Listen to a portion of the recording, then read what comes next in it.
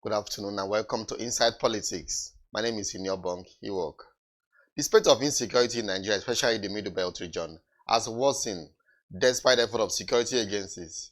In recent months, or maybe we say since this current administration came on board, although this situation may not be new, you will want to say, in recent time, there seems to be no respite for people of the Middle Belt or maybe other part of the country.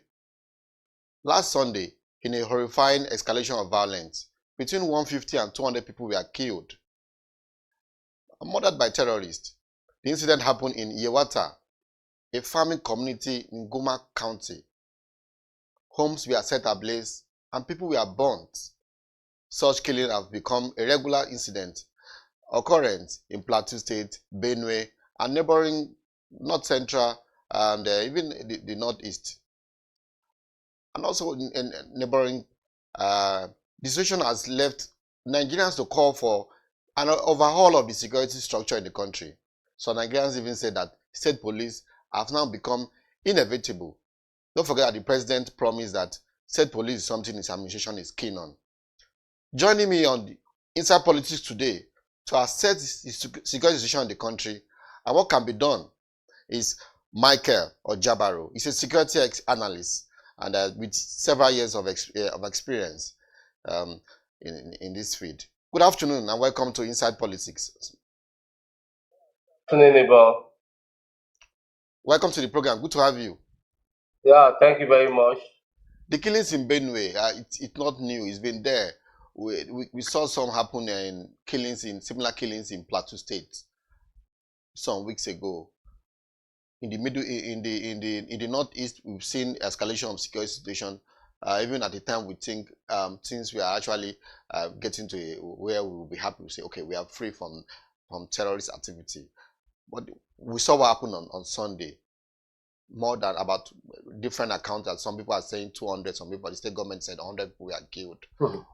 What is your take on what is happening in the Middle Belt and other parts of the country? Oh, thank you very much for having me, and I sympathize with the family and the people of Benue, Plateau, and Nigeria in general. Yes. Because I knew that many of the family members from Benue, Plateau, they are also in abroad, and they are also like feeling what we are feeling here. But our security challenge as a country is something that we'll just keep complaining, we'll keep crying whenever there's an heat. Yes. After 1 week, 2 weeks, we all forget about the incident that has happened. I can recollect vividly this same Benue State when the Katsina Allah killing happened, when the Agatu killings happened, everybody were crying, the whole world was making noise, lamenting, and after a few days, we've all forgotten. Where are we going? What is the way forward? We keep telling ourselves, okay, we sympathize with the family of the deceased. We keep sympathizing. What is the solution? Every problem has a solution. Every problem has a solution. Our insecurity as a country, there is a solution to it. There are people that have the technical, professional, and government entitlement to ensure that these solutions come to pass. But whereby these solutions are not being put in place, the problem will keep occurring. Yes. Nigeria as a whole, the challenges in the northeast is different from the challenges in the north central. It's different from the insecurity in the southeast. Likewise, it's different from the insecurity in the southwest. You mean the nature of the way these crimes are being perpetrated? Yes, they are all different. There is no crime in the same community that is the same. You cannot use the same approach you use in crime A for crime B. You need to understand the foundation of each of these criminal activity, each of these insecurity. You need to understand the foundation. When you understand the foundation of it, you now understand, okay, this is the solution we are going to apply. But what we have been doing over the years is, oh, we have conquered Boko Haram. The bandit has come up. The same way we went to go and tackle Boko Haram, the same way we are tackling bandits, or the same way we start tackling kidnappers, we cannot use the same approach until as a nation we decide to allow people that understand this solution to work with the government to be able to provide these solutions. We'll be able to get things right. Otherwise, by next week again, you'll be hearing another killing, another condolence message in another part of the country. The president is visiting Benue today, state today, we must emphasize. After a lot of people, Nigerians, feel that he should have been there. He wanted to go to Kaduna State before. He had to change his mind and decided to visit Benue today to see the things for himself.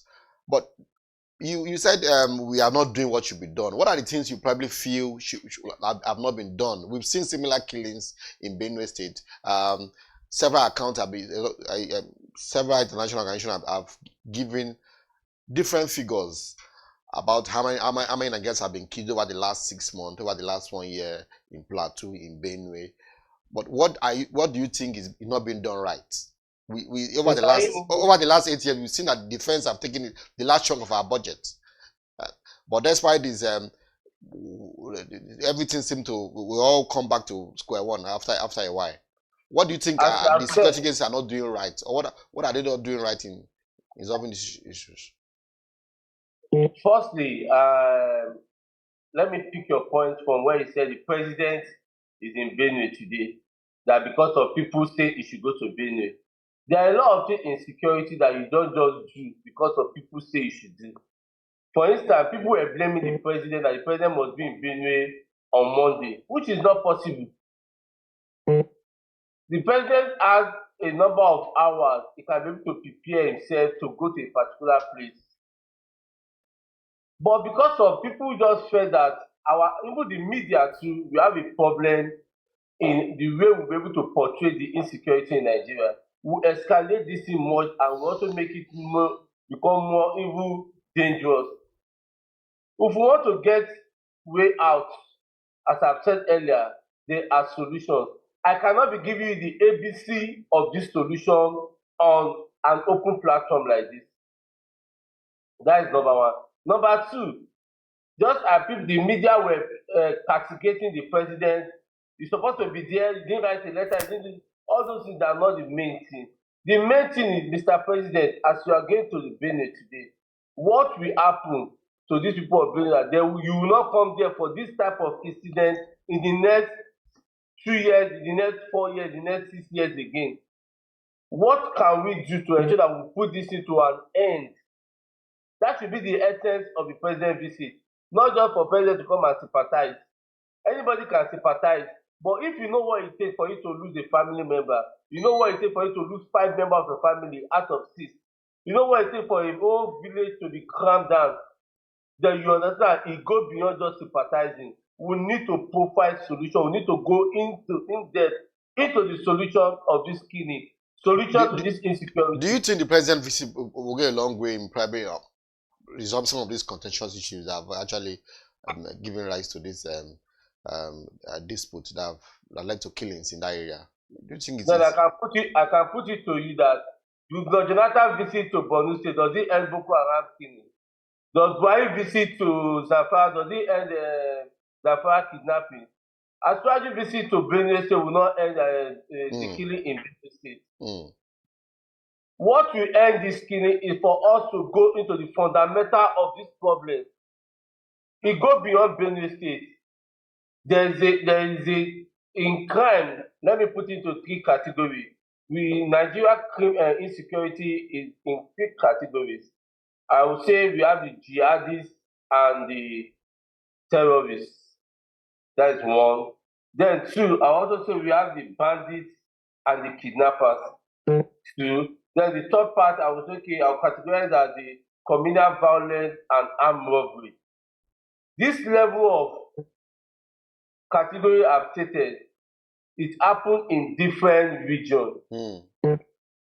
But what they have been called for overall the security structure in the country. What's your take? This is not. If some people are not doing their job, don't you think they need to be fired? There's something we need to do that we've not been doing. One, we have a system failure as a country. We have a system failure as a country. So for the fact that we have a system failure as a country, we need to understand the fact that overhauling the same people is not the solution. If we are in a country that has a respect for human value, if I'm the president or I'm the chief of army staff, I sent my troops to a place last month and my troops were there, and after 2 weeks 200 people were killed, I ought to resign. But because we are in a country whereby we don't give a damn, we don't have that human dignity. So if everybody believes that, oh, I'm playing my part, I'm doing my own rule. So for one person to die in a community, that means somebody's job has not been done right. So if you fail in your duty, you ought to resign. There are people that can do this thing. The president is saying, I can't be telling you that this is the solution here, because just like, okay, the chief of army, chief of defense staff, he said on Monday that, oh, we are going to Nasarawa border. The people who want to go and meet the Nasarawa border, will they wait for you? But because of he wants the media to know that he's working, he's looking forward to get the sympathy of the media also. So you say you are going to Nasarawa border to go and meet the killers, and you felt that those killers will wait for you in Nasarawa border. It's not possible. At a roundtable yesterday, organized by the House of Representatives Committee on Constitutional Amendment, the president, who was represented by the defense minister, acknowledged the fact that there was a need for overall of the security system in the country. Though he said constitutional reform was necessary, state police now is a necessity given the deepening security challenge facing the country. He cited the 1999 Constitution as fundamental to its democracy, but outdated in dealings with modern security threat facing the country. Tinubu called for a bold constitutional amendment that could move policing from the exclusive legislative list to the concurrent list, enabling states with capacity and political will to establish state police. What is your take on that? State police, something a lot of Nigerians have said is a way out of. When each state have a state police, we can have a way of probably to help in dealing with security challenge we are facing. Our system could not allow it to work. Every state government will be given on an excess power to start controlling what. As the evil is, we are still managing ourselves for them to even control the police in their state. Now, giving them this autonomy, every state will become a militant state. Because every governor will want to be 100%, will have full control of everything happening in the state. So the Niger Delta, during the Obasanjo regime, when the Niger Delta was hot, kidnapping was on rampant.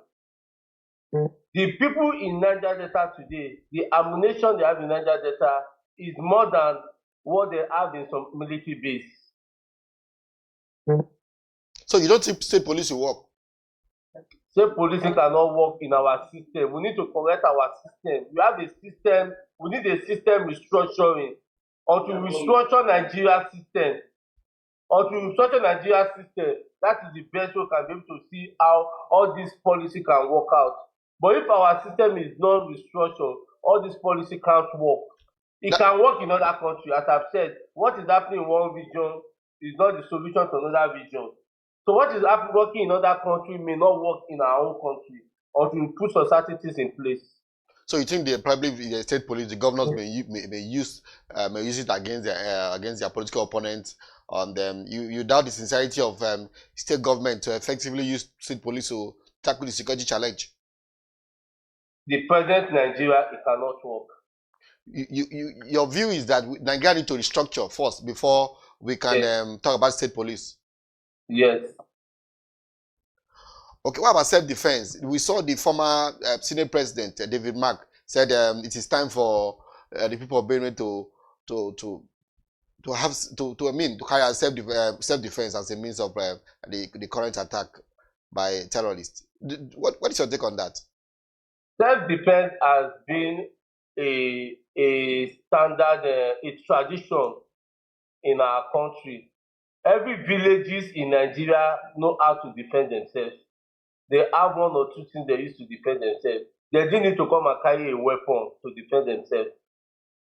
They didn't need a gun to defend themselves. That is why I said what is obtainable in a particular region, in a particular zone, may not work in another zone. For instance, the Ijebu people has a means of defending themselves. Yes. Likewise, the Egba people has a means of defending themselves. Then let me now go down to the Abuja axis now.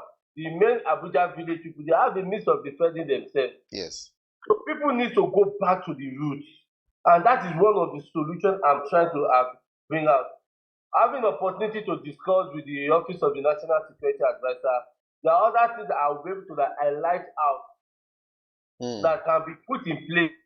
In the next 6 months, across the entire country, there will not be any case of insecurity. We can handle it, we can manage it in the next 6 months. These are just ABC. We don't need to have a new army or new police or new navy or new chief of army staff or new anything. The same people there, if they are being put in the right channel, they will get things done. Do you think even if you bring probably what you are saying is that the current the structure they have is not making them to perform, or what you're saying the current people cannot function because they are not are they not being given the right equipment, the right tool to work, or what do you think is holding them back from not doing their job? Because these killings have been there. We saw some weeks ago in Plateau. Now in Benue, we don't know where it's going to be next in the next few weeks or tomorrow. As I've said, the security solution is not something you discuss openly. That is one. Number two, for them, they have all the necessary itinerary. They have all the necessary machinery. They have all the necessary technical know-how. But there's no way you can bring the whole weapon from America into Plateau State and you can conquer those people, except certain people in Plateau work with you. All right. Thank you very much. Thank you for joining us on the program. I've been speaking with Micheal Ojabara. He's a security analyst on the state of insecurity in Nigeria and the killings in Benue. We'll take a short break. When we come back, Adeoye will join us.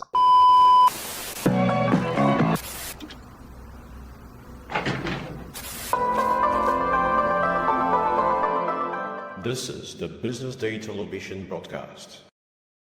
All right, we're still watching Inside Politics on BDTV. We've been looking at the state of insecurity in the country, especially the killings in Benue some days ago. I just spoke with a security analyst. I'm being joined now by Adelaja Adeoye. He's the CEO of Ndini Homes and a position of a public affairs analyst. Good afternoon and welcome to the program. Thank you so much. How are you? I'm fine. Good to see you. Thank you so much. Yeah. So much have happened. The state of insecurity in the country, at the time we probably will feel that, we are achieving, there's respite, some result, we are seeing results. But then we've seen killings in recent weeks. We saw what happened in Plateau State, and now on Sunday night we saw what happened in the killings. Over 200 people were killed in Benue State. What is your take on the way the current administration have handled security issues? Okay, thank you so much. Like my previous brother rightly posited, that insecurity is what we all need to pay special attention to. Yes. Yeah. And it's something that every citizen of this country must condemn. And I want to sympathize with the people of Benue for this heinous crime committed by, these terrorists. It is something that affects all of us. It's not because it happened in Benue. It can happen anywhere in the country. Yeah. So an injury to one is an injury to all. Yes. The way the administration, this current administration, have handled insecurity is not different from the way Buhari administration has handled it. Of course, it's the same political party that is there. It depends on the empathy.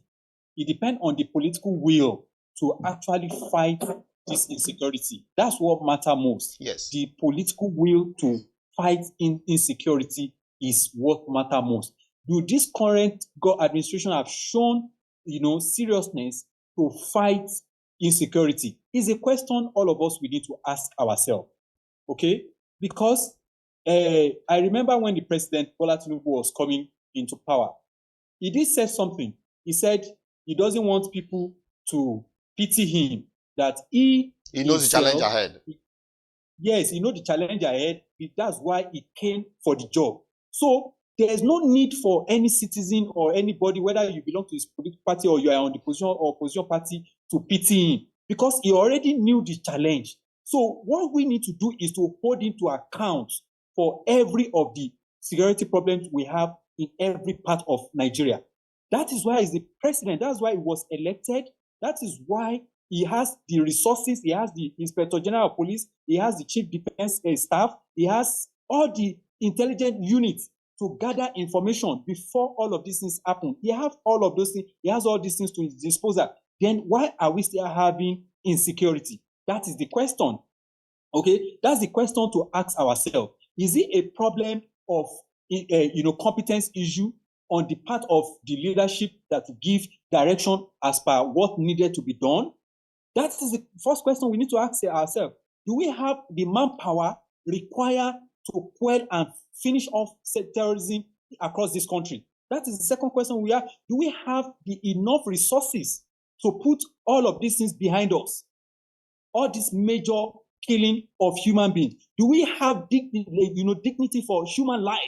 These are questions we need to ask ourselves. By the time we settle for all these things now, that is when we'll now be able to look for the solution.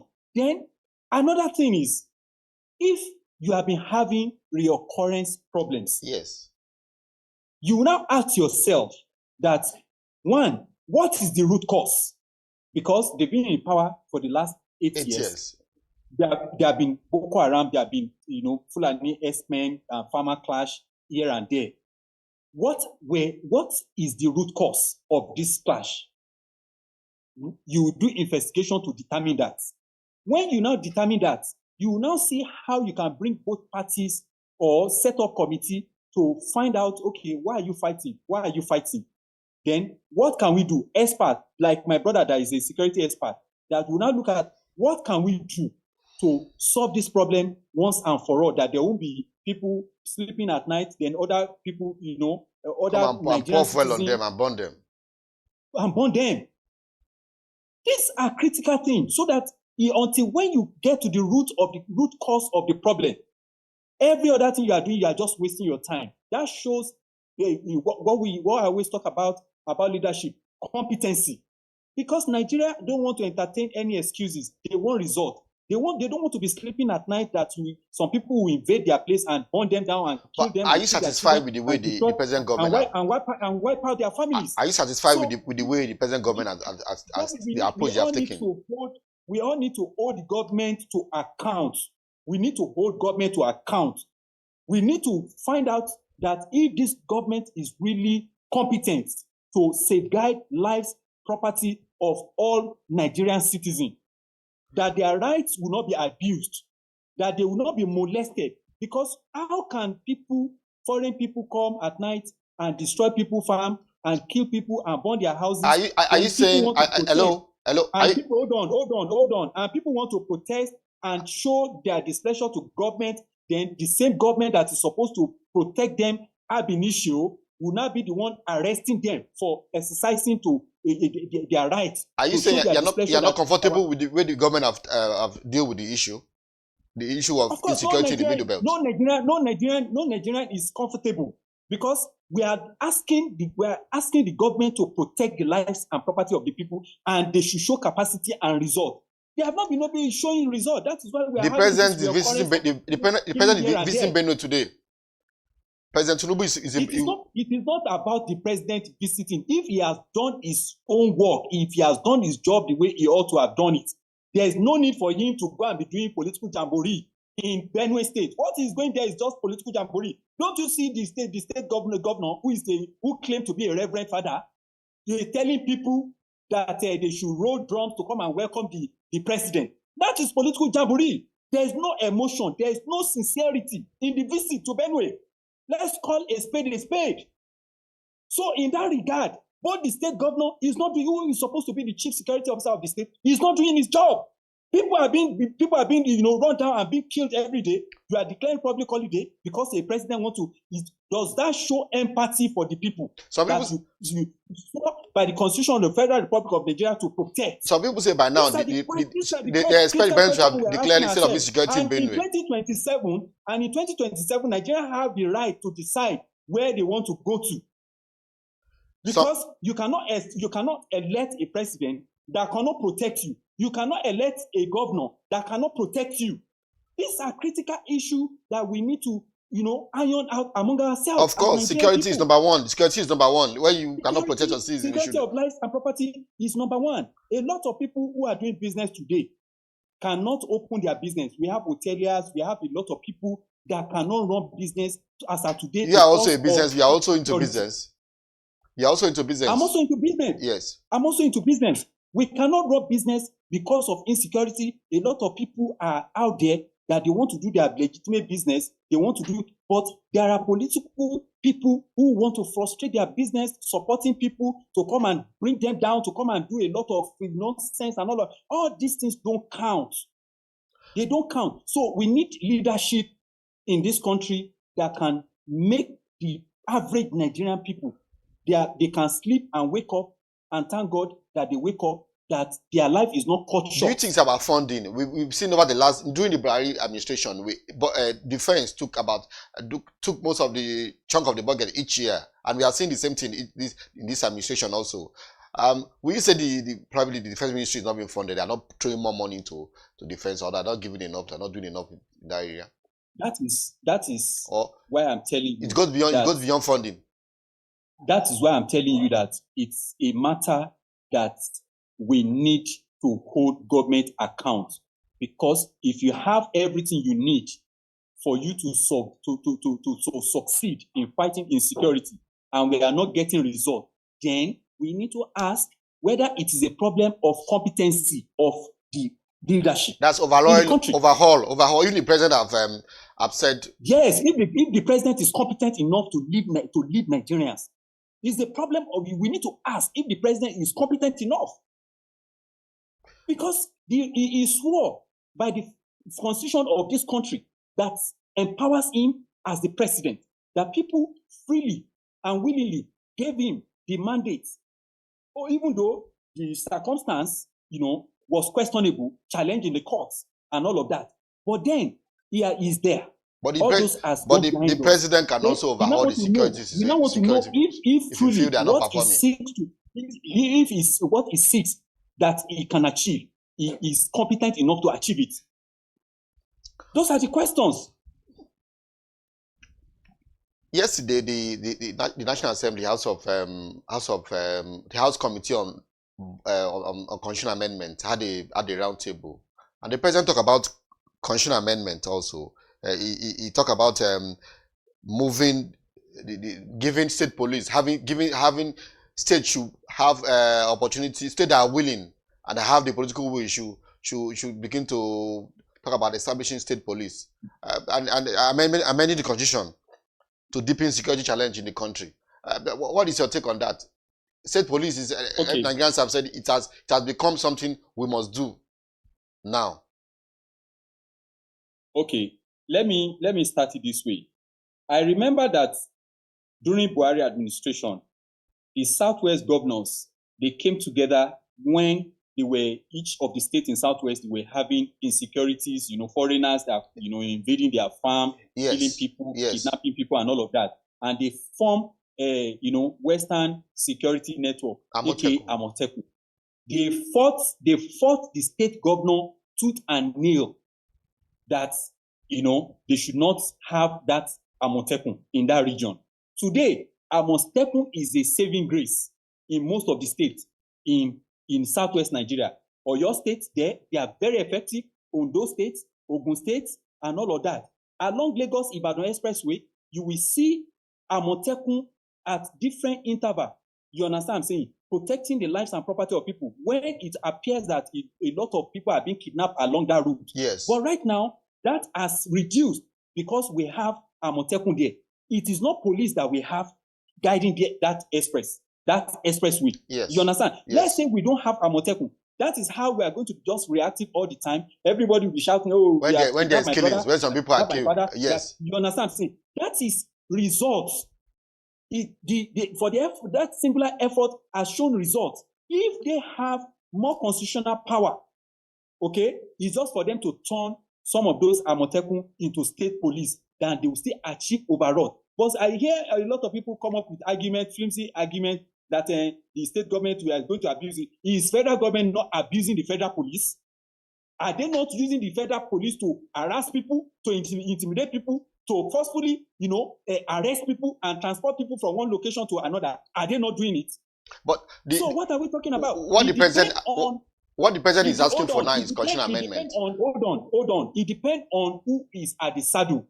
That is now the responsibility of the people to elect people that are credible, that are competent, that has capacity, that has empathy, that will not jeopardize and use all these state instruments to oppress people. They will not elect oppressors that will be using the police, they will be using the instrumentality of the state to oppress the citizen that they are supposed to elect. So that will not be the sole responsibility of citizens. Okay? So state police has worked in many nations in this country. So Nigeria is not an exception.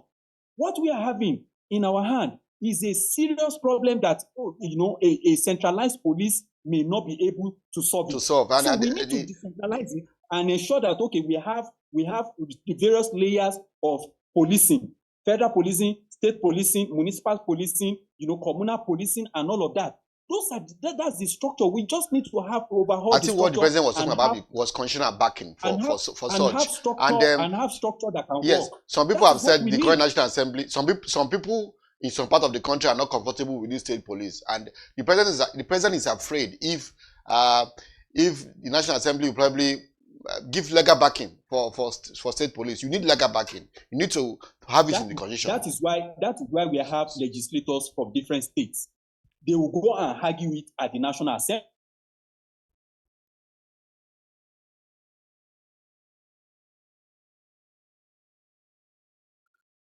All right.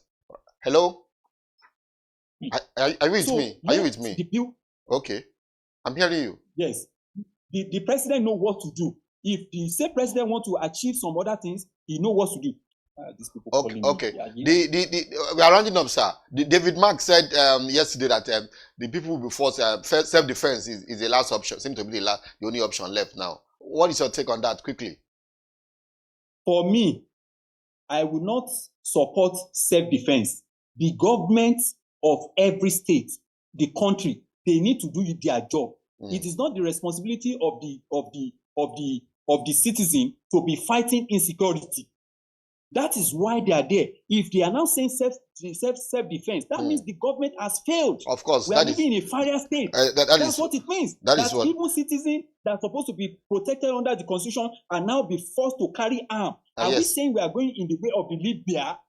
People do anything they like in Libya? People of the citizens of Libya, they are carrying arms to protect themselves. That there's no government in the state. Yes, our time is up. When we get to a point whereby citizens have to carry gun, that means we are in a failure state. We are in a failed state. You were in PDP. You are a politician. You are in PDP. I won't end this interview without asking you one or two questions and a question about your party and 2077. I know you have not come out openly to tell us your ambition if you are contesting in 2027. But are you still in PDP? With the parties in disarray now? Our party is not in disarray. I'm a member of PDP. Our party remains the strongest party in Africa. Of course, every political party will have issues, you understand, because there are diverse interests. But we have a way of managing our crisis. It will get behind us. As for 2027 question you asked, 2027 is still far. We are not saying that, this is what we want to do in 2027 or something. We leave the option open. If God says, okay, this is what you should do, we will go and we attend to it. You understand? It is all about leadership and providing quality, effective leadership in this country. You understand? So we cannot abandon, leadership and governance of this country in the hand of incompetent people. So as far as 2027 is concerned, PDP is going to emerge stronger and present most credible Nigerian to lead us as our presidential candidate. Thank you so much. What is your take on the wave of defection of chieftain to the APC? We've seen in recent months, we've seen federal lawmakers politicians defecting to the APC and weakening the opposition parties. Look, during President Jonathan, a lot of governors, about 22 governors in this same country, defected to him and told him that they pledged their loyalty to him. He still lost the election. It is the people of Nigeria that will determine who is going to be the president of this country.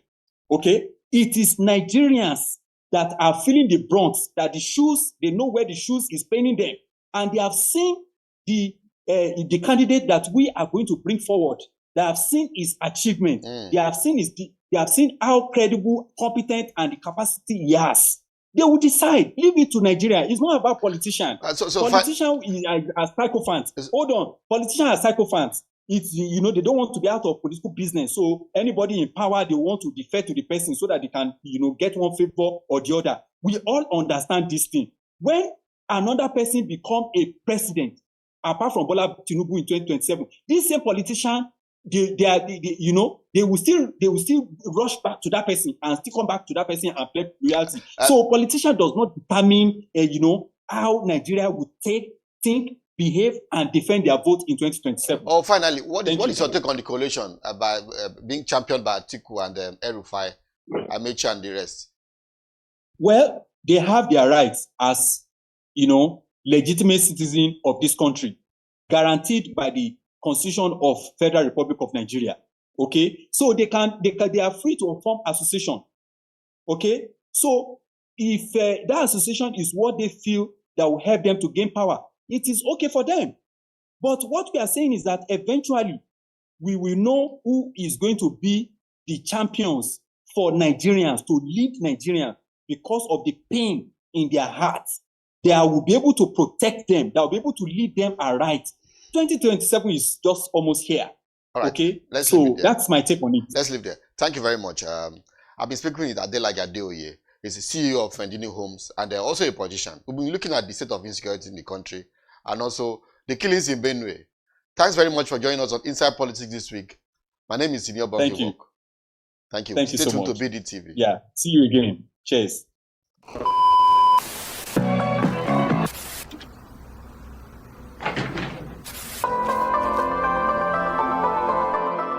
This is the Business Day television broadcast.